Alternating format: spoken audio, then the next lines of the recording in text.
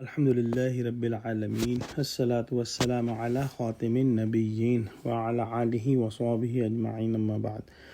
فأعوذ بالله من الشيطان الرجيم بسم الله الرحمن الرحيم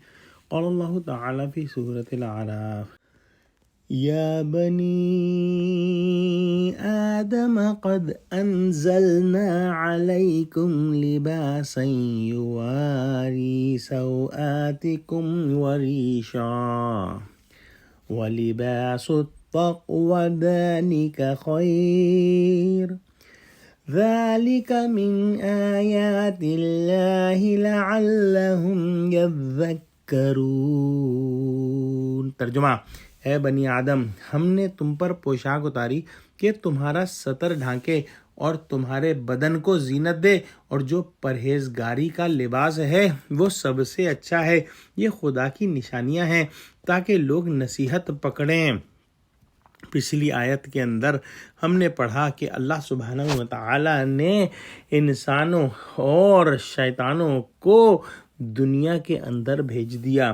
اور اس سے پہلے ہم پڑھ چکے ہیں کہ اللہ سبحانہ و تعالی نے زمین کے اندر جو ہے وہ تمام سامان زندگی انسانوں کے لیے پیدا فرمایا، اور اپنی ان نعمتوں میں سے ایک بڑی نعمت کا ذکر اللہ سبحانہ و تعالی اس آیت میں فرما رہے ہیں کہ ہم نے تمہارے لیے پوشاک اتاری۔ اتارنے سے مراد اس کا مادہ وغیرہ پیدا کرنا ہے اور اس کے تیار کرنے کی تدبیر بتلانا ہے۔ گو اتارنے کا لفظ اکثر اس موقع پر بولتے ہیں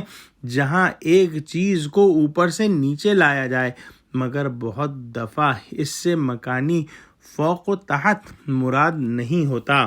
جو مرتبے کے اعتبار سے اونچا ہو، اس کی طرف سے کوئی نیچے والوں کو عطا کیے جانے پر بھی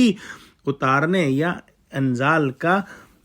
لفظ استعمال ہو سکتا ہے۔ اللہ سبحانہ و تعالی نے جس طرح سے پوشاک بنائی ہے اس میں سے اگر ہم کچھ چیزوں پہ غور کریں، مثلا دیکھیں کس طرح سے کاٹن اللہ سبحانہ و تعالی ایک پودے کے اندر پیدا فرماتے ہیں، اور پھر وہاں سے ریشہ بنتا ہے، اور پھر اس ریشے سے تاگا بنتا ہے، اور اس تاگے سے پھر کپڑا بنتا ہے۔ تو پھر ہم کو اللہ سبحانہ و تعالی کی قدرت کا احساس ہوگا، اور ہم کو اللہ سبحانہ و تعالی کی معرفت حاصل ہوگی۔ اللہ سبحانہ و تعالی نے جسم کو ڈھانپنے کے لیے لباس جو ہے وہ اتارا ہے، اور یہ انسان کی سرشت میں بات ہے کہ اس کو اپنے ستر کو چھپانا ہے، اور جو ہے وہ اپنے آپ کو دوسروں کے سامنے برہنہ نہیں کرنا ہے، اور یہ پوشاک سے ہی ممکن ہے جو اللہ سبحانہ و تعالی نے اتاری ہے۔ اور اس ظاہری پوشاک کے علاوہ ایک باطنی پوشاک بھی ہے جو کہ انسان کے اندر جو ہے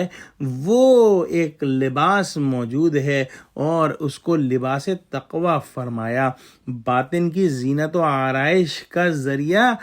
تقوی بنتا ہے، بلکہ اگر غور کیا جائے تو ظاہری بدنی لباس میں بھی اسی باطنی لباس کو زیب تن کرنے کے لیے شرعاً مطلوب ہوا ہے کہ دشمن نے یعنی شیطان نے جنت کے کپڑے تم سے اتروائے، پھر ہم نے تم کو دنیا میں تدبیر لباس کی سکھا دی۔ اب وہی لباس پہنو جس میں پرہیزگاری ہو، یعنی مرد لباس ریشمی نہ پہنے اور دامن دراز نہ رکھے، اور جو منع ہوا ہے سو نہ کرے، اور عورت بہت باریک لباس نہ پہنے کہ لوگوں کو بدن نظر آئے، اور اپنی زینت جو ہے وہ نہ دکھائے۔ اور اللہ سبحانہ و تعالی نے یہ نشانیاں بنائی ہیں تاکہ ان نشانیوں پر غور کر کے اللہ سبحانہ و تعالی کی معرفت حاصل ہو، اور اللہ سبحانہ و تعالی کے قادرانہ انعام و اکرام کے معترف ہوں اور شکر گزار بنے۔